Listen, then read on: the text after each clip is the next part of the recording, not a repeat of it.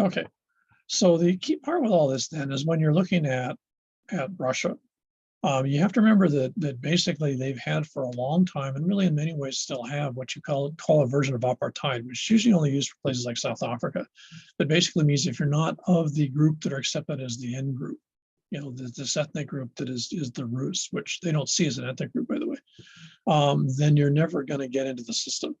And so in that type of a scenario, when the Soviet Union falls apart, these other countries just get out as fast as they can because they didn't get any benefit into the Soviet system, and so they don't want to have anything to do with it.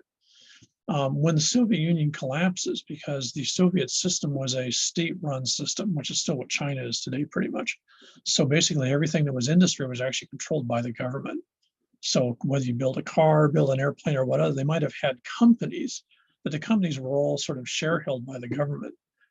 So when the Soviet Union collapses, what happens is folks that were either in positions in the government that pops up after that, or in some cases were just the folks that were in charge at the time the collapse occurs, basically jump in and take over those industries.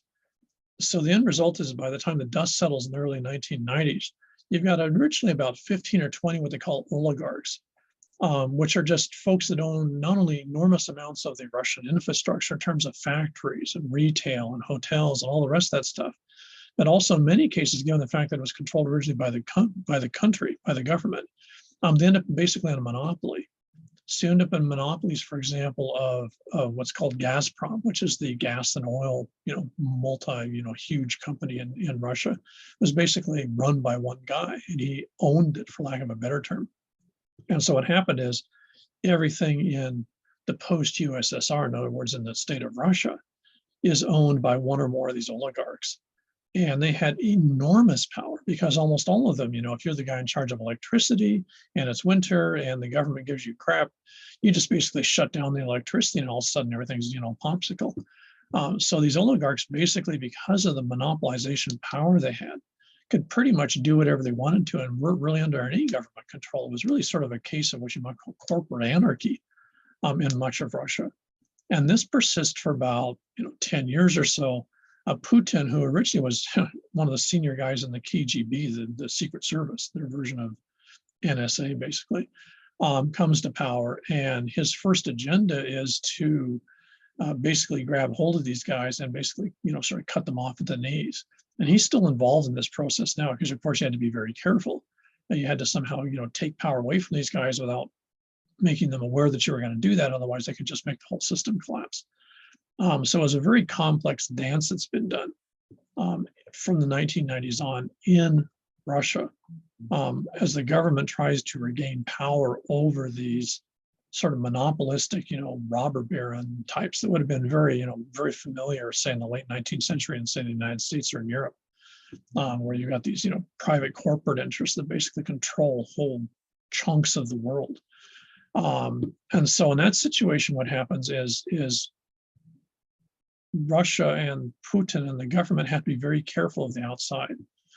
The outside is very interested in these oligarchs. These oligarchs, spend a lot of time and interest in the outside because the more they can get involved in foreign investment, foreign capital, the more they can sort of protect themselves. So end up in this really complicated dance that's still going on between foreign groups that want to have, investment or control or something in part of the Russian economy. These guys that there's still a few around that basically still want to rule their own sort of world. And then, of course, there's the Russian government that wants everything to go back to, because again, Putin was part of the USSR, wants to go back to a system where government's in charge. And all the system is sort of running parallel simultaneously and not very well, to be honest. Now, one of the ways that Putin decides to deal with this whole sort of oligarch corruption, system is to basically ramp up the ultranationalist. So what he does is he starts pumping up this whole idea of the Rus. The only true Russian, the only real Russians are the white Russians, are the Rus Russians, and they've got to take their country back. And this becomes an enormously power leverage tool that he uses against the oligarchs. Some of them get assassinated, some disappear, and a lot of that's put it at the feet of these ultranationalists.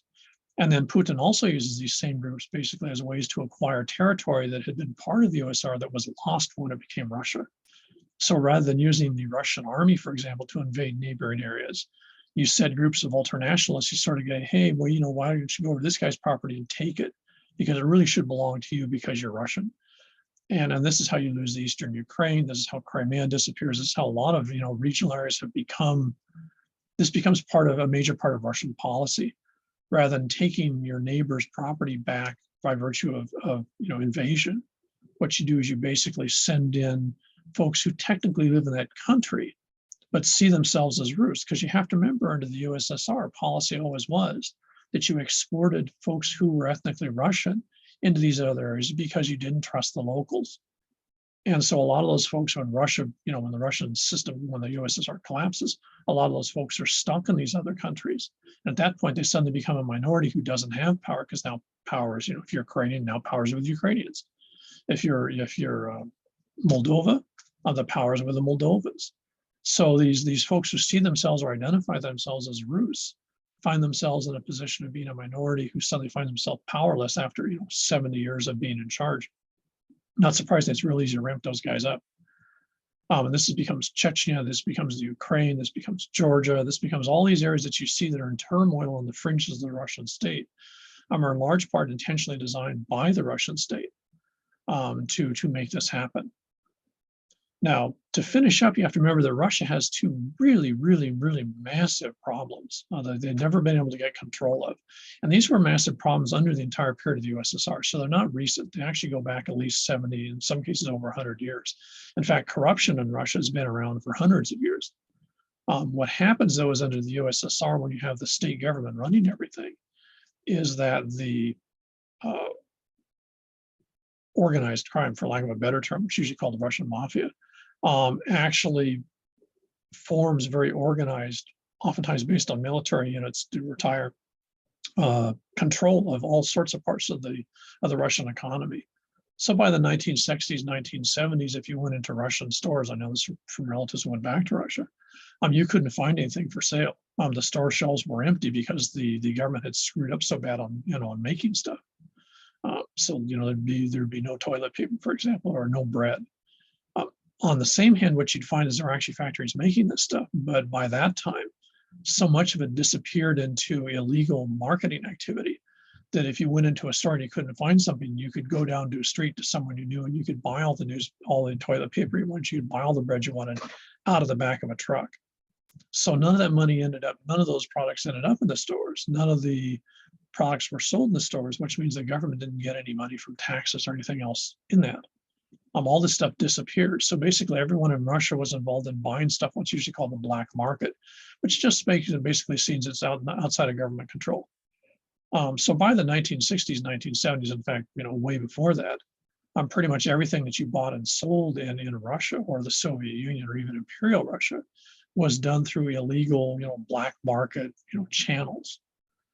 So it wasn't like the United States where, you could argue that, with the growth of prohibition and also, alcohol and stuff like that, and then moving into other areas, they'd always been in it, but organized crime was pretty lately arrival here.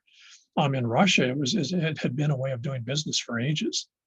Now, when the Soviet Union collapses, then not surprising when you end up with sort of this case of, sort of economic anarchy, is this Russian mafia black market thing just becomes absolutely dominant. Putin's had very little success in getting rid of this because it's so institutionalized. No one really trusts the alternatives, I suspect. I'm not really too sure. You'd have to go see someone else actually look in more detail. But it's a whole fascinating area, is the absolute power and authority of the Russian mafia, especially because many of these groups actually portray themselves, in many cases, actually see themselves as ultranationalists. So it's very complicated. If you're the Russian government, you want to stomp down on the black market. That's entirely very sophisticatedly organized by the Russian mafia. On the other hand, those same guys are in many cases the ultranationalists that you're arming, giving tanks to, giving all sorts of stuff to, because you want them to go, shop out trouble somewhere else. So it makes it a very sort of paradoxical situation that if you're the government, you're not really sure how much you want to dump on these guys because they're really useful. And if you're Russian, it's very hard to dump on them because you're not sure how much stuff is going to be in the stores next week if you suddenly just cut these guys off at the knees. So Russia's an incredibly complicated place, and I'm not really sure anyone, including most Russians, really knows what's going on. Now, one of the sort of surprising side effects of this is the birth rate of White Russians is really, really low. They are very much like the Japanese. There's very few Russians having kids. And so on one hand, you have a very low birth rate. You also have, compared to other countries, an incredibly high mortality rate. And there's two reasons for this. One is that under the way that Russia sees itself, they can't really admit that AIDS, HIV is actually sexually transmitted diseases in Asia, but especially in Russia, are not admitted to. So you're not going to have effective AIDS, HIV programs, for example, because in Putin's view of Russia, you're not going to have same-sex relationships. You're not going to have that type of thing. So therefore, these problems couldn't exist in Russia. They're only going to exist in countries like Denmark or Germany or England or the US or someplace where they're immoral. So the Russian stereotype of sort of what you might call ethnic morality means you can't admit you have a problem. So not surprisingly, the whole thing just goes completely through the ceiling. The other issue is alcoholism. Russians for generations have had a long tradition of making their own alcohol. My grandpa, who was Cossack Ukrainian, he used to make vodka in his garage, blew the door off once. So alcoholism making, and we're not talking wine here. We're talking, 80 proof vodka. In fact, in many cases, if you buy vodka in Russia, you'll find pepper in the bottom, and that's to actually absorb the ethanol, so it won't kill you.